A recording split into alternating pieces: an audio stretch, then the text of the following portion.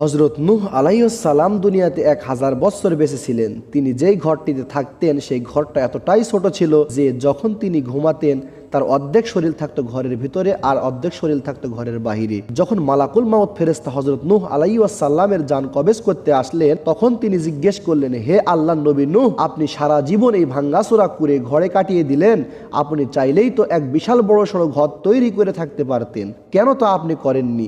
তখন নূহ আলাইহিস সালাম বললেন, হে আল্লাহর শক্তিশালী ফেরেশতা মালাকুল মাউত, আমি আমার জীবনের শুরু থেকে আজ পর্যন্ত শুধুমাত্র তোমার আসার অপেক্ষার প্রহর গুনতে গুনতে আমি আমার এই 1000 বছরের ছোট্ট এই জীবনকে কাটিয়ে দিয়েছি।